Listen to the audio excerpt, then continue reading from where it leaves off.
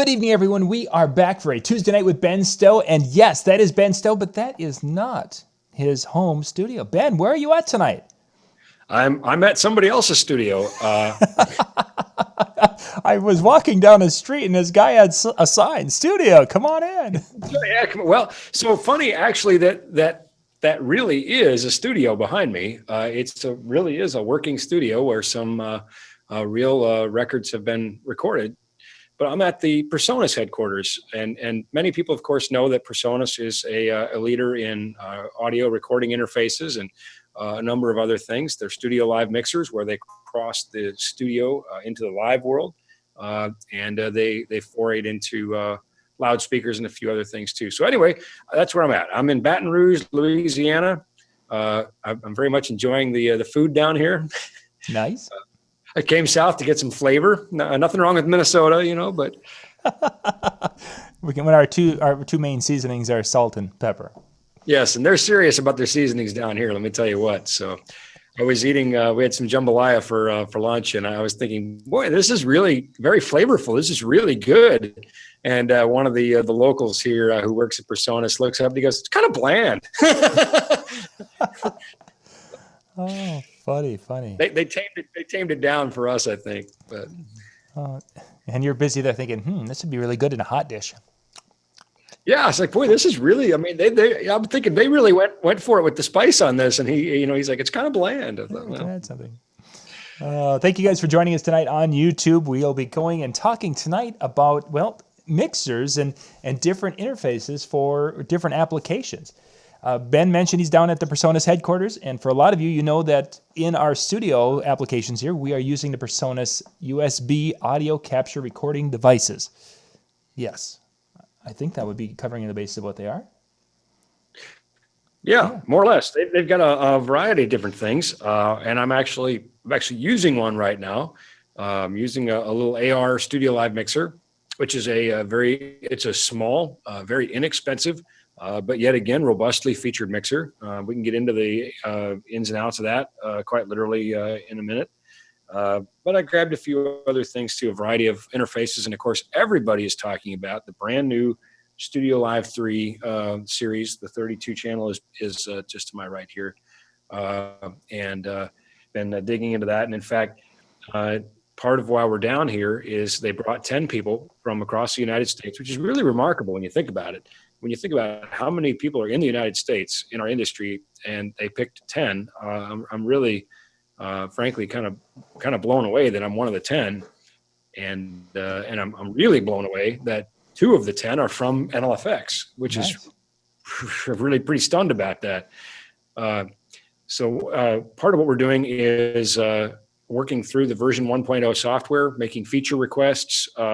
They've done a really good job of listening to the users of the boards. I think they've done a really good job of putting together a well-featured board.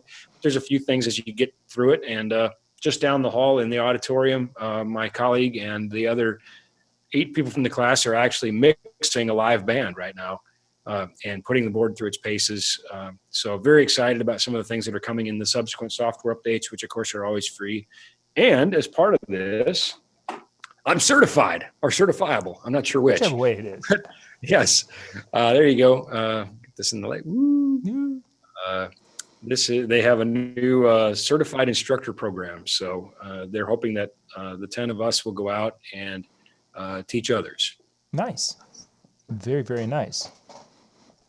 So you're learning about audio interfaces. Now, what I'm seeing on the table, there's some that will be used for what we kind of were talking about tonight was podcasting, which for a lot of you, this is a question, I bet I get this probably 2 or 3 times a week about what we're using here in the studio and how we're capturing the audio and such, because it is different than it is in the DJ realm. I mean, that microphone in front of you is not a DJ microphone. No, and I have to send a shout out to Warm Audio who made this microphone. This is really a pretty stellar microphone. And for those listening at home, you should know that this is very quickly put together. Is obviously, there's a lot to do here with the class. So we just have a AR mixer without processing. It has processing. We're just not using it. And so really, we're just taking this mic right into the preamp, USB cable to the computer. It was set up in, gosh, it couldn't have been more than 30 seconds. I'm not even kidding. Couldn't have been more than 30 seconds to get this all set up and passing audio to the computer. So that's fantastic. Now, of course, with a little more time, had I taken the time, there's all sorts of goodies in here, all kinds of bells and whistles. But you mentioned the interface too, and I guess we'll just jump right into it. This one's brand new. They just showed it at NAMM. It's the new StudioLive 2.6 USB. I don't know how well you can see the front menu there, but we have some metering on there. We have selectable headphone monitoring, selectable mic or line level, upgraded mic preamps in here, very good preamps. Of course, phantom power if you're running a condenser or some type of mic that needs phantom power, monitoring, and then your inputs. So this is very close to what I actually use when I'm home to put this out on the air. So I think this would be at the very top of my list for a small, inexpensive interface to do webcasting or podcasting, or even some home recording. Plug your guitar into it, plug a microphone into it, and write the next big hit. So. Now, Ben, are there audio jacks on the back of it? Now we have the two XLR. You'll have to tell us what's there. Audio input in the back of it, or there's a MIDI in and out. And then we have a couple of line outs. We have some master outs, and we have a headphone. And then here's your USB to plug into the computer. So this one is only a 2-channel. Your audio interfaces are here. Okay. Now, if you need more, well, then right next to it here, also, again, inexpensive and still not very big. This is part of the new StudioLive AR series. This is the AR8. We can see it has 4 mic preamps.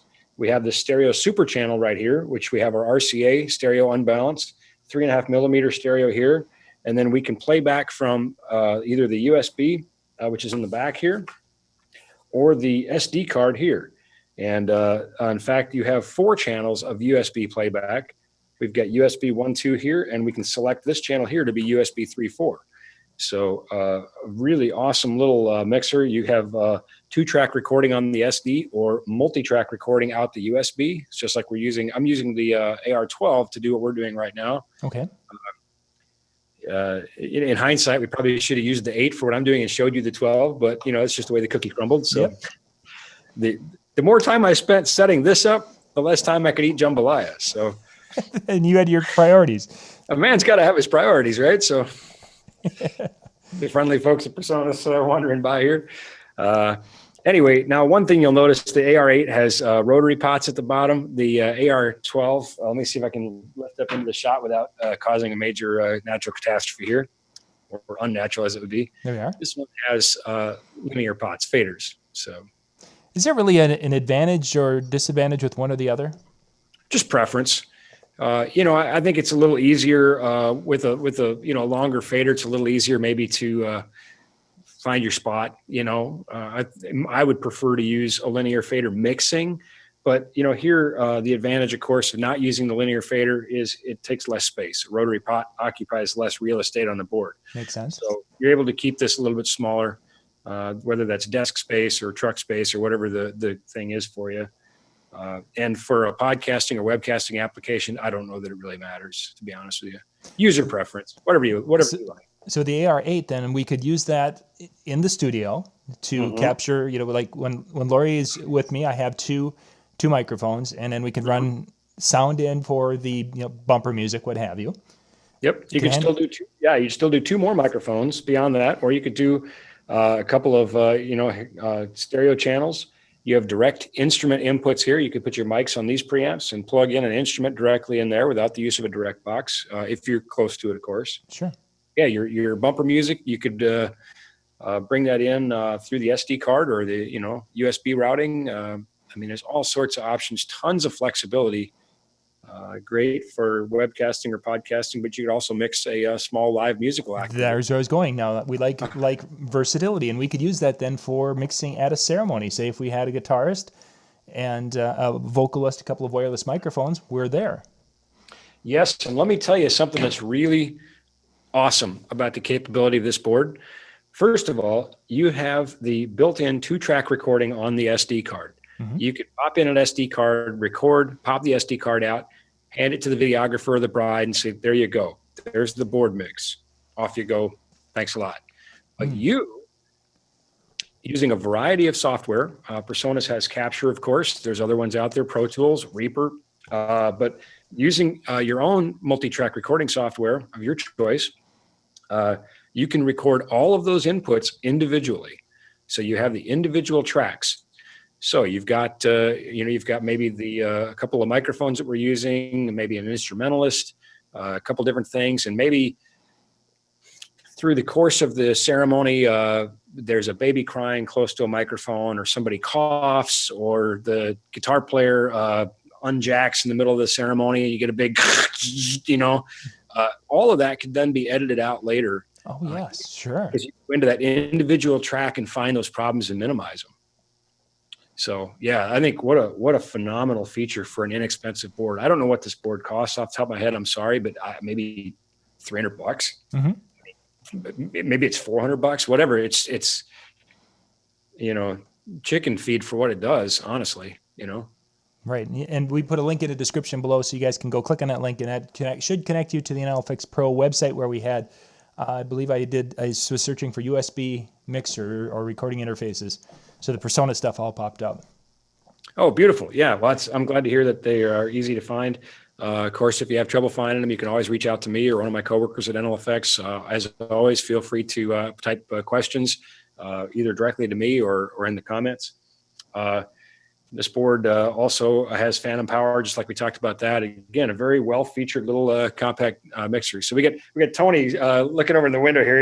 He's trying to. There he goes. Here, everybody, wave to Tony. Oh, you can't wave to Tony. We can't wave to Tony, but they're blowing kisses in the wind.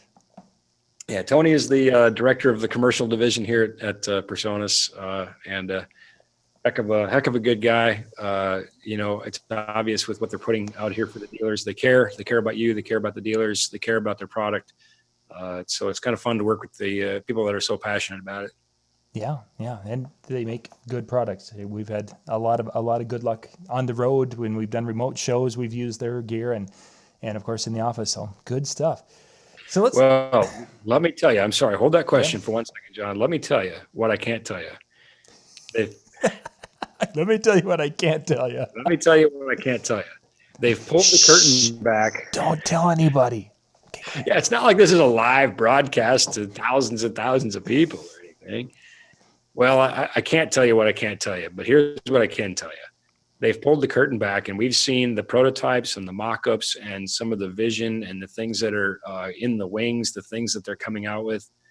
And just as they disrupted the market and invented a new one with the very early digital mixer in the StudioLive nearly 10 years ago, they're doing it again. They've got some amazing things in the pipeline. They're really tuned in to the customer. I think part of that is evidenced by the fact that they have a working studio here.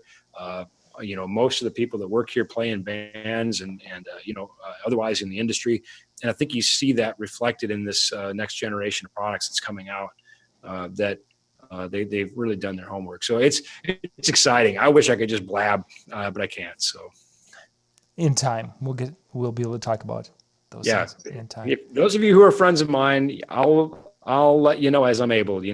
I'll as I get permission to leak these things, I'll let you know. Just checking the chat room. If you guys have any questions about any of the PreSonus gear, uses of, or what have you, please put those into the chat here on YouTube. We can definitely deal with that with our experience on using. Obviously, Ben's an official trainer now. He's got the certification. So it's like anything. He can handle it. Certifiable. Let's look at that big board. That's an impressive beast. It is. This is the new. I'm going to go to full screen there so folks can have a better look at it. Yeah, you really have to. This deserves the full screen. So this is the newest Generation 3 of the StudioLive series. Of course, they came out with the StudioLive, which was a very industry first and innovative digital mixer, especially at the price point. Then they came out with the AI version, and this is the latest iteration. Literally just started shipping today. I was so excited when I saw some tracking numbers for people who had pre-orders. It is, again, following that same mindset of bringing the studio into the live world. Good quality preamps, but a very easy to use interface to mix a live band. In fact, here's the deal. Right now, there's 9 of the other people from the class in there mixing at the auditorium, and they asked me if I wanted to mix the band, and I said no. I feel very comfortable with this board. I got it. You take to it really quickly. I did mix some multi-track in there, which is one of the really awesome features. I know that I have a plaque that says I'm a certified instructor, which means I'm supposed to be able to teach you everything about this board. I just don't even know where to start right at the moment. You could tell I'm a little excited about it. It's going to be under $3,000. It's a 32 channel board, 40 channels to mix, 16 outputs. We have a touchscreen interface back here. So here we can see, I don't know if you can see well, but I brought up the EQ there. We have all of our dynamics and everything on board. For those that are in a hurry or those that are maybe still kind of learning live sound, you have presets built in. So I'm on channel 19 right now. Let's say channel 19 is, let's say it's a snare. Let's go ahead and recall that. Bang, it's populated all my dynamics for the snare, my EQ, my compression, my gate. It's ready to roll. A lot of features that maybe you would find on other digital boards at this time. Mix buses over here on the side, very, very easy to get to. All of the mix buses are flexi. So each mix bus can be either an aux, a subgroup, or a matrix, and incredibly easy to use. You have a customizable user layer where I can lay in whatever I want on that layer. But you also have your input layer where things are ordered as they appear, kind of get you out of trouble. Input 1 lands on 1, that sort of thing. 4 effects buses with built-in effects, and I love their effects, by the way. I got to show you. We have a question on that, Ben. Digital effects, what does it have on it? Can you? So I don't know how well you can see the screen. I can see it exists, and a little. That's about it. Yeah, it's so far away. They have pictures of the old analog effects devices, which I really dig. It's really cool. But here we have a digital XL reverb. Let's go back to the effects home, and we can choose. You've got. Let's go back up to the top here. We've got a digital reverb. We've got a 335 digital reverb. We've got a vintage plate verb, mono delay, stereo delay, ping pong delay. A lot of it isn't waves server or anything, but it's a very well featured little effects generator there. Again, 4 buses. Returns land over here. Super easy to find. Again, you could customize and drop those on your user layer if you want to. We've got DCAs, which DCAs are great if you maybe you want to put all your drums onto a DCA and then just kind of control the level of your drums. We've got a mix. Yeah, we got a lot of questions all of a sudden flooding in. Good. Bring on the questions. All right. What do we got? Little Mr. Brannon from California was wondering if he uses DMX cables for his speakers. Is that okay? Okay, we'll move on. Not really. Short answer, each cable is designed to do a specific thing. So just as you can take a mic cable and plug it in and you'll get DMX signal to pass. Oh yeah, ladies and gentlemen, the man, the myth, the legend, the one and only very famous Rick from PreSonus. All right. Short answer, use the cable designed for the job. Mic cable for audio, DMX cable for DMX. So Rick, so good of you to drop in here, my friend. Right. Undoubtedly, you've seen this guy in hundreds and hundreds of videos and the throngs of women who chase him down the street. Really? Does that happen? Not for me either, I'm afraid. But absolutely a pleasure that he could join us. He can tell you a little bit. We'll put him on the spot here. What questions do we have? We'll make Rick answer. Well, that was Jay Brandon being silly. Crying out loud. This guy. Somebody was wondering if that would work for a radio station. Would this work for a radio station? Sure, I don't see why not. Obviously there's consoles that are designed specifically for that, Wheatstone and that sort of thing, which cost more than my house, but not Rick's house. But he's got that wall around the house to keep all the fans away, doesn't he? Oh, right. It certainly could. And I'll tell you, one place a radio station could make really good use of something like the AR series would be like sportscasting. When you're on the road and you need a quick mobile application where you need a lot of features and you need it in something you can put on a plane, stellar.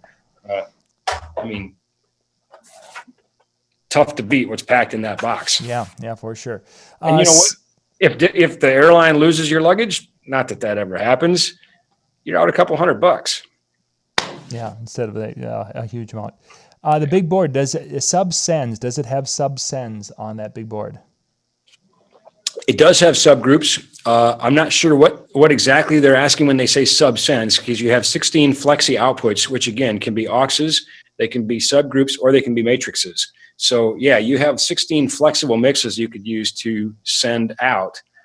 And again, you have the ability to, did I mention the multi-track recording? I bet I didn't get to that, did I? No, I think I jumped in with questions here. Oh, that's good. Bring on the questions. This is, by the way, Rick, this is a live webcast here, so we have a little interactivity. Blake was wondering if the studio. Blake, see what I put up with for 2 days? Yeah, exactly. There they are. Blake was wondering what? The StudioLive 32 have LED scribble strips. Yes, it does. I have no idea what that is, but it sounds awesome. Yes, it does. In fact, check this out. Just for fun, we're going to show off some of the really cool features here in one fell swoop. Okay, wait, let me go back to full screen to make it so a little bit bigger for everyone. Yep, bring it up to full screen. There we go. We're good. Everybody's jealous. They want to be in the show. Hey, there's Ray, everybody. Ray, the resident Cajun cook, and also one heck of an audio guy. Yeah. Want me to bring them to you? How fun is that? That is cool. So yes, this does have motorized faders. It does have RGB color contextual buttons here on the top, so we know what that button is for. Let's exit our Mardi Gras. So if I come down here, and right now I'm on my main mix layer.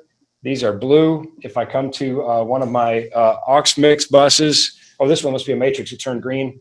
Here, if I'm on an aux mix bus, it's yellow. On my effects buses, it's kind of a pretty Mardi Gras purple-ish. Yeah, I don't know. Anyway. So I guess that wasn't at all a question. I just had an ADHD moment. But yes, it also does have OLED scribble strips. Nice. Okay, I think we are through, because then the rest of it was them chuckling at Jay Brannon's questions and they're saying that the beard was awesome. Yeah, that's Ray. You know, Ray, I tell you what, Ray's fantastic. Ray is reason enough alone for me to come down here. But as far as Jay Branna. Yeah. Remind him that NAMM is only 11 months away. I'll see him again soon. 11 months. Okay. Good deal. Pioneer, he's a dear friend, and he's absolutely he's a hoot. For sure. So how about some questions for Rick? Guys, you don't get this opportunity very often. You don't get this guy unscripted. We got to have some questions for Rick here, even if they're recipes for jambalaya. Yeah, Ben was telling us about the eats down there, that he's really been enjoying the culinary event that it is. It's all low fat and low carb. Let me just tell you. No, just kidding. It's the opposite of that. I was gonna say, all my friends from down in that neck of the woods, none of them are like really super. No, svelte. No, we're not. I mean, you look at Ben; he's up freezing in northern Minnesota. That's why he's so thin. But the rest, I might miss my flight tomorrow. Yeah, as our snow's coming up here.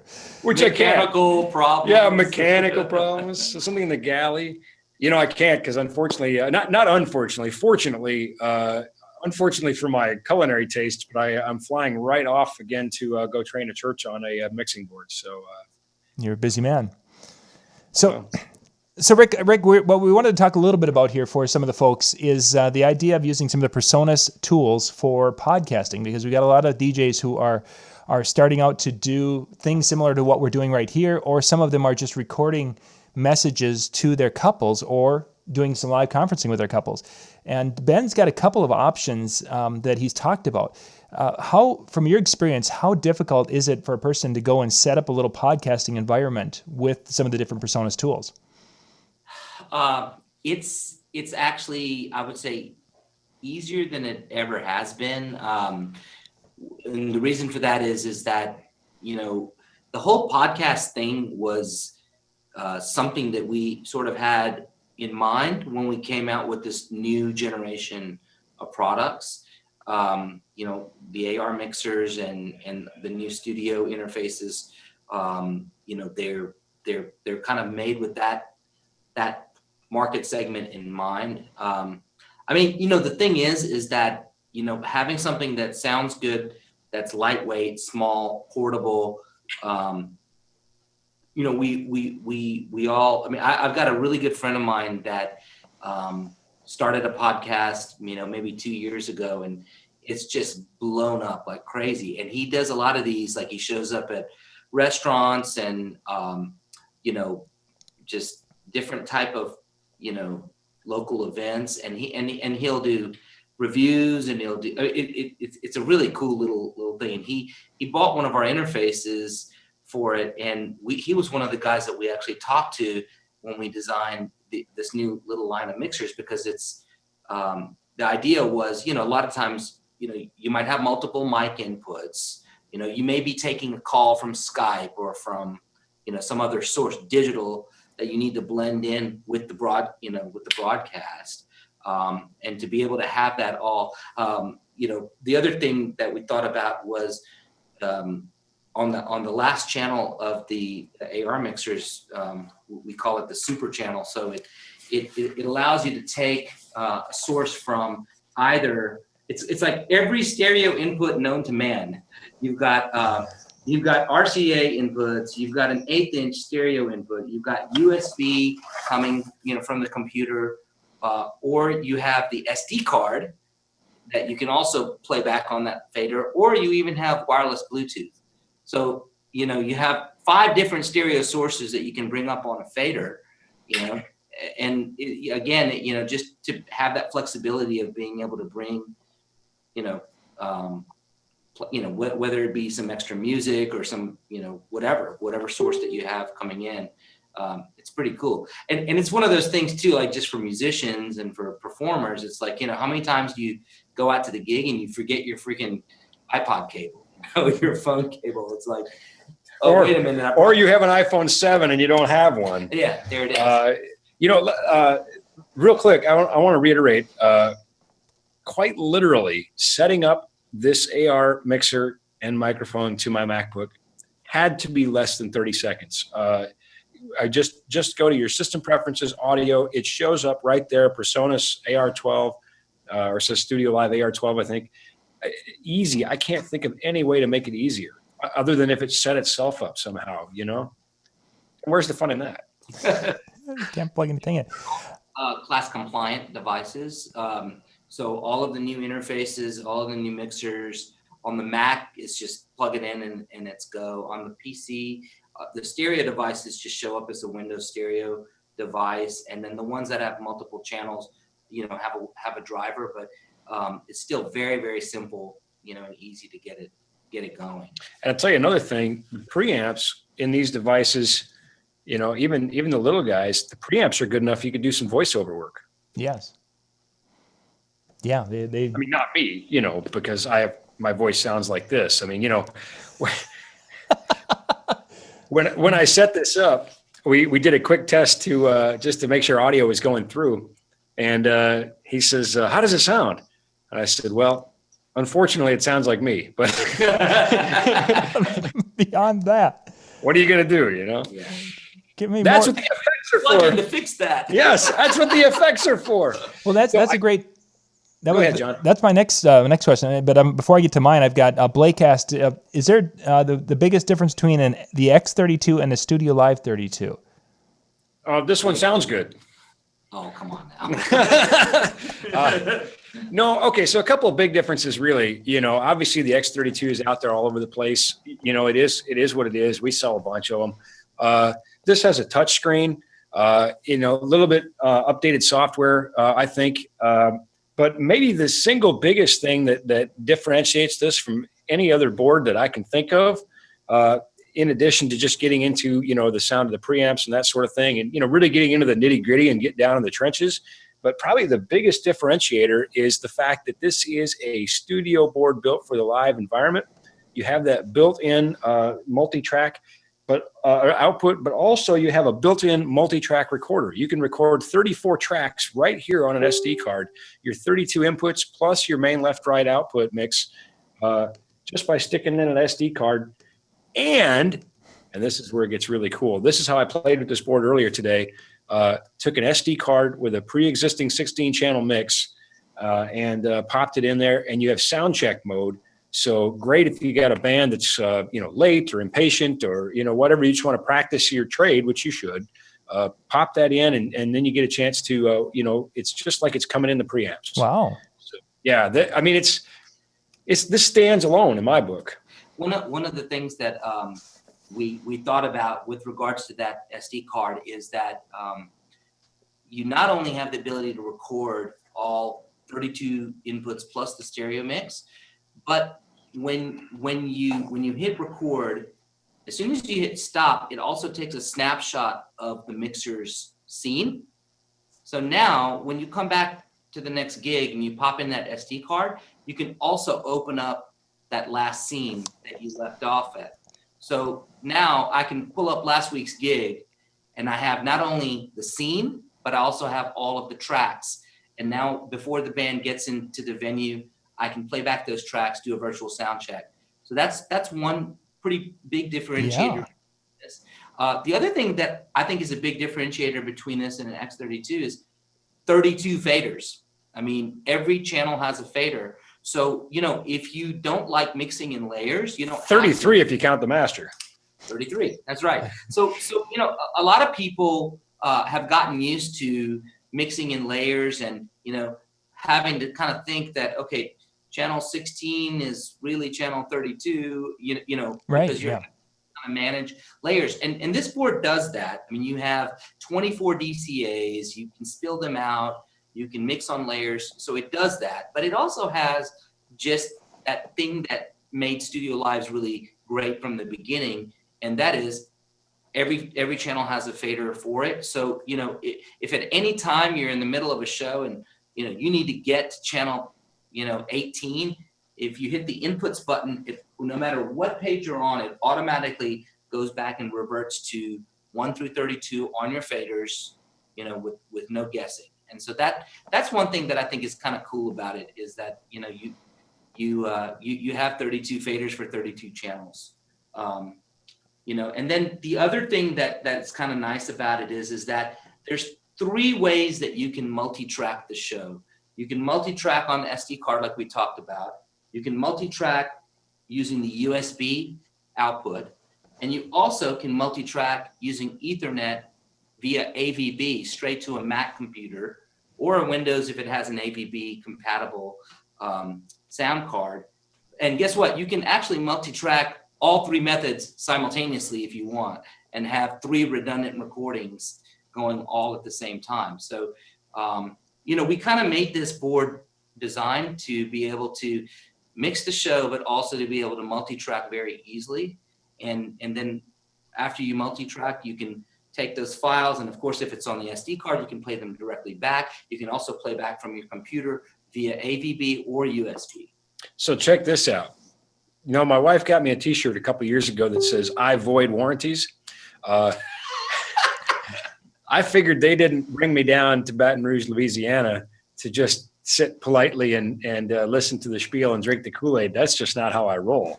Something isn't burst into flames. I haven't done my job. So while they were trying to teach this class, I decided just to see how much this little board could take. And so we had the SD card with the multi-track that we were playing back in to work with the dynamics and just kind of get a sense of the workflow. I decided I'm going to hook up my computer and I'm going to see if I can export these tracks live to Reaper while I'm playing them from the SD card and mixing. I just want to see what would happen. Mm-hmm. Worked awesome. Worked like a charm.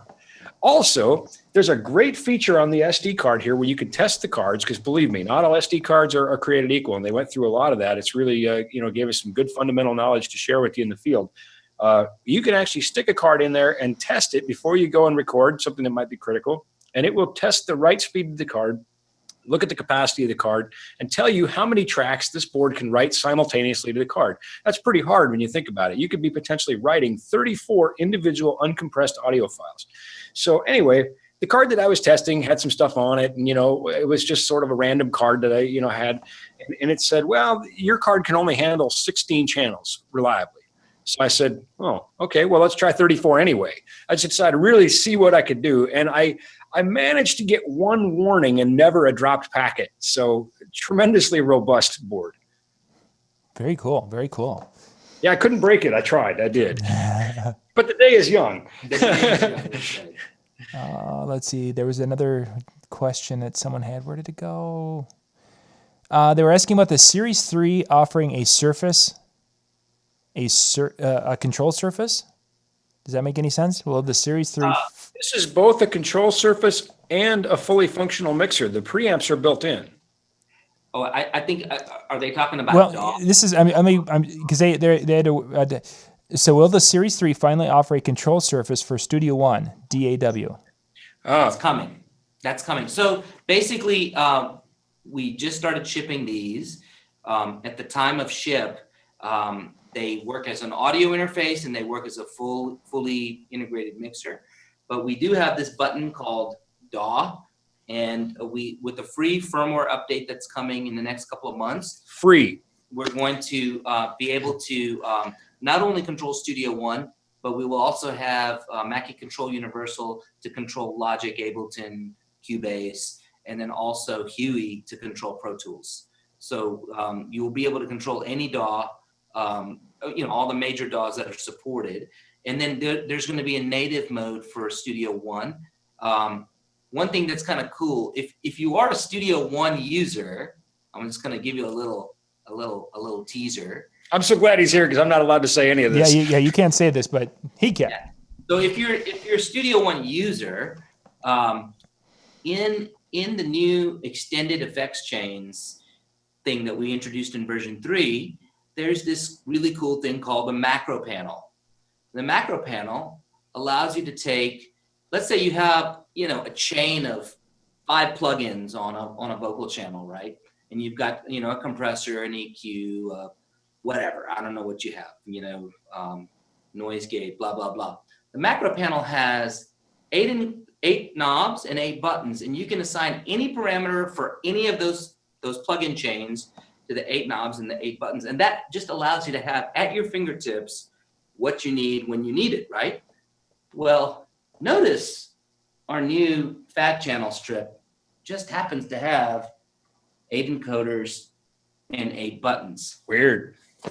Well, so if you can imagine where this is going. What a coincidence. With DAW mode, when we do implement DAW mode, you'll be able to basically have those encoders control your plugins just like the macro panel does in Studio One. So, on channel, on this first encoder, I might have, threshold of my compressor, which is a slate compressor. And then channel 2 might be, gate threshold on maybe a PreSonus plugin. And channel 3 might be, a lexicon reverb mix. And, you see what I'm saying? And then each buttons could be corresponding to 8 buttons in that whole plugin chain. And that's just on one selected channel. So we built this with, this kind of understanding that live sound engineers are using computers. They're using computers to record with, and they're also using plugins live.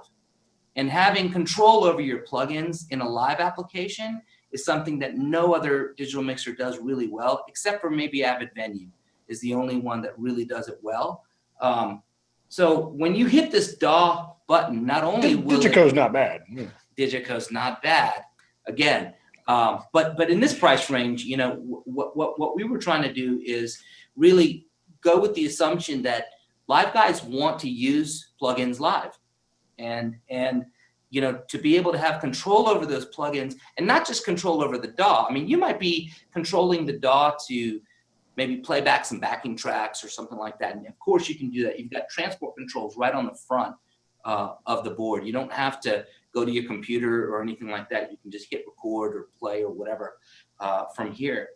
But in DAW mode, we'll be able to do a lot of cool things, controlling plugins, and then these user definable function buttons could be, dropping in markers or going to different sections of the song.